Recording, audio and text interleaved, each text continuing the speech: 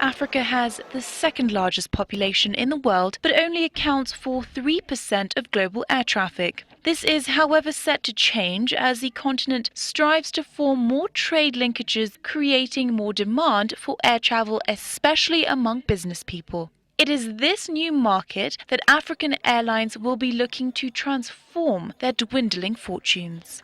The challenges we had from elections to Al-Shabaab to travel advisories, and that's why the passenger numbers did not grow to the extent that we wished.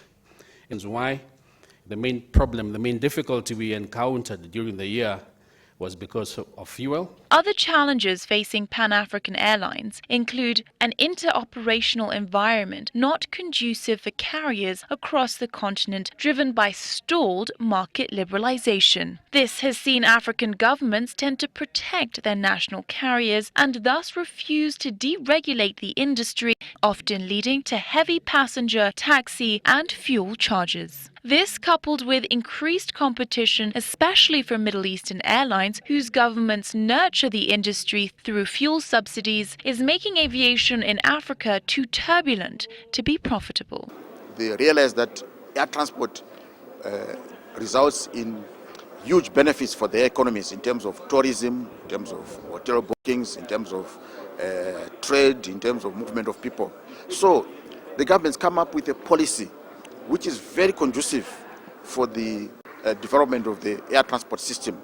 The continued expansion of infrastructure across the continent to support the growing demand for air travel will be paramount, with current African airports already at full capacity, as is the case at the Jomo Kenyatta International Airport.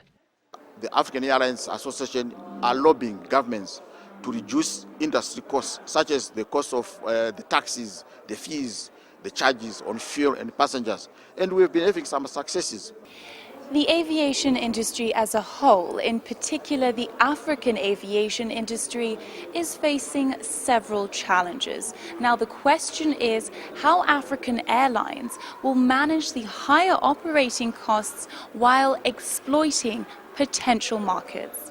Michelle Morgan reporting for Citizen Business.